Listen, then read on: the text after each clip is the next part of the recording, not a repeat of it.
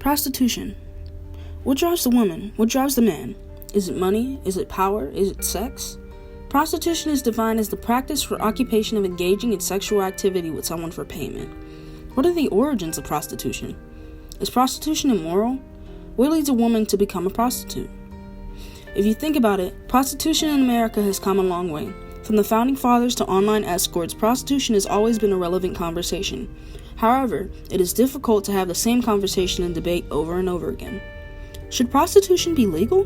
During the 19th century in the United States, nearly 6% of women in major cities were prostitutes because they were some of the first settlers. When the country started to expand, men traveled west for work, often leaving their families behind, and giving prostitution a chance to expand as well. Since women were not going west with their husbands, prostitutes made up the majority of the women in western cities. Like most things in the United States, prostitution had a racial bias. During the 1800s, Asian immigration became more prevalent in California. Many of the Asian women that immigrated into the U.S. were prostitutes because it was difficult for them to find a way to make a living. When the Asian prostitution epidemic came to the attention of government leaders, Congress passed the Page Law. The Page Law was a law that banned immigration of women for lewd and immoral purposes. The concern of prostitution was not extremely urgent until the number of white prostitutes increased.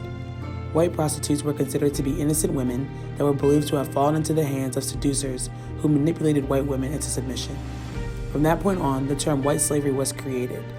White slavery, as defined by the Oxford Dictionary, is the practice of tricking or forcing white women to work as prostitutes. Once this term took over the U.S., Congress believed it was time for change. In 1910, Americans wanted to rescue the victims of white slavery as it became a topic in different movies, books, and plays. Soon, the White Slave Traffic Act, also known as the Mann Act, was passed, and from the years 1910 to 1914, prostitution was criminalized and was officially illegal in all states in 1914. Between the 1920s to 1930s, brothels were tolerated and prostitutes could still work. However, many brothels would be taken down and prostitutes would be out of a job. During the 1950s, escorting services became more popular and are still popular today. The established services were not criminalized yet because officers could not prove that prostitution was going on. The opinions of prostitution changed over time. However, there were still many people who did not support sex work. In 1973, Margot St. James founded Coyote, which is the first organization that advocated rights for sex workers. Around the time Coyote was founded, feminists fought for the legalization of prostitution and made it part of their platform because they believed that prostitution blossomed from the idea of women's self-liberation. In the year of 1976, Coyote filed a lawsuit that led to the legalization of prostitution in Rhode Island. From 1980 to 2008, prostitution was legal in Rhode Island, but was officially recriminalized in 2009. However, prostitution is still legal in Nevada.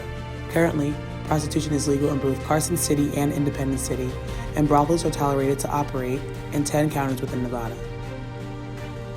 In the early 2000s, the U.S. sex workers' rights movement started. The movement was inspired by the activism that was displayed in favor of prostitution across Europe and Australia. In addition to the rising support sex work was getting, the internet was the real game changer in how prostitution operates today. The internet creates an easier way to advertise services for independent workers and escort services. Also, prostitutes are now able to share their stories and explain why and how they became sex workers. They are able to do this through various online chat rooms and support groups. Since these resources have been available, sex workers now have a slightly softer image than they did in the past. The motivations for prostitution can vary depending on the worker. However, the most common reason why individuals partake in prostitution is based on economics and geographical location. For many, prostitution is considered a choice for those who have no choice. Women may not have the ability to support themselves financially because of a lack of education and resources. Therefore, they turn to prostitution to make a living. Also, some people need the money that comes from prostitution to either feed their drug addiction or try to treat it. Many prostitutes also try to work closer to the family members that they take care of. Since the recent epidemic of increased urbanization in the U.S., many prostitutes work in the more populated areas of the country because that is where they can find work and most likely support the family members that need them. A study done by the Science Nordic states that 68% of prostitutes consider their line of work as part of their sexuality, while half of them say they became prostitutes because of sexual curiosity. Prostitutes were using their earnings for expenses such as housing, food, and daycare for their children. Women could also resort to prostituting as their only hope after a divorce, where her ex-husband might take most, if not all, of the money. The topic of prostitution today is still stigmatized as immoral and derogatory to women. According to the Urban Institute, prostitution can lead to the increase of the U.S. economy.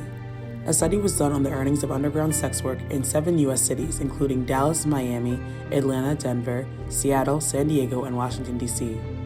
From 2003 to 2007, the economy of prostitution from these cities alone ranged from $39.9 million to $280 million.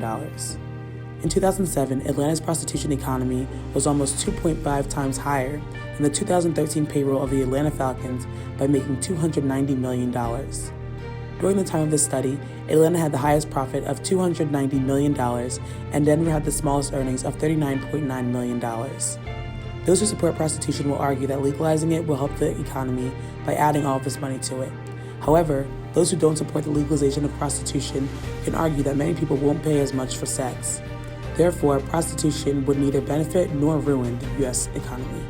In order to understand the implications of the legality of sex work, which is the legal term for prostitution, we must first understand the legal frameworks and the struggle for sex work law reforms. The first type of framework is called criminalization, which refers to a legislative framework that has laws making sex work or activities associated with it a crime. Criminal laws would criminalize not only sex workers but also clients and third parties, and include provisions that make it illegal to solicit, advertise, sell sexual services, or work collectively with other sex workers. The use of criminal laws against sex work results in more sex workers having criminal records, arrests, or forces them to pay fees which they can only pay through more sex work.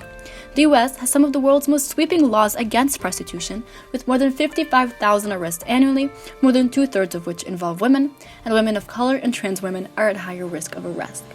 The second type of framework is called the Swedish or Nordic model of criminalization, which is a type of legislation that criminalizes the client but not the sex workers themselves, which is an end-demand approach. But the issue with this issue is that with this drop in business, sex workers who must sell sex to survive are forced to lower their standards or decrease prices, which can be really unsafe. The third type of decriminalization framework is called decriminalization, which is focused on the removal of all laws against sex workers. It encompasses the repeal of both the criminal laws and administrative offenses, public orders, or public health laws that concern sex workers. On the other hand, opponents to decriminalization of sex work often say that this would further the exploitation of women, making sex work look acceptable, which has many questionable ethical implications. The fourth type of framework is called legalization, which, although often confused with decriminalization, actually refers to the introduction of laws that aim to impose state regulation and control sex work. These include local planning laws that restrict the number, location, and rules of operation for sex work businesses, or public health laws that require mandatory registration or STI and HIV testing. The issue with this system is that it leads to a two-tiered system of legal and illegal sex workers, which can result in exploitative working conditions and human rights violations for those who are illegal. The fifth category, and one that is not really under the legal framework, is the principles that sex workers themselves are most commonly in support of. These include 1. The legal acceptance of sex work as work and getting the same protection as the other forms of employment. 2. The opposition to all forms of criminalization and other legal oppression of sex work. And 3. The supporting of self-organization and self-determination of sex work. In conclusion, the issue of prostitution is a complicated controversy that has been around since the beginning of our country's history. While there are different methods to dealing with the problem, these solutions modernize as society changes. Currently, research shows that the current system of criminalizing prostitution has not been working. If we try to prohibit something people want or need to do, whether that is alcohol, crossing borders, getting an abortion, or selling sex, we create more problems than we can solve. Prohibition barely makes a difference as to the amount of people doing those things, but it makes a huge difference as to whether they are safe when they do them. The sex industry is a deeply social inequality, but we can't simply legislate a better world into existence. If someone needs to sell sex to survive, taking away their option doesn't make them any less poor. So, laws should be written in collaboration with sex workers themselves, the ones who are being impacted by these laws. Sex workers say that their work is work too, and some of them like their jobs, others hate them, and ultimately most have mixed feelings. What's important for them is that they have the right to work safely and on their own terms. Overall, each legal framework that can be adapted has its pros and cons, and there are still numerous debates as to which format the United States should adopt to deal with the issue of sex work and prostitution. Its implications are diverse and far-reaching, and are forcing us to talk about an issue that is still seen as taboo. Prostitution is a major controversial issue in our society that must come to light.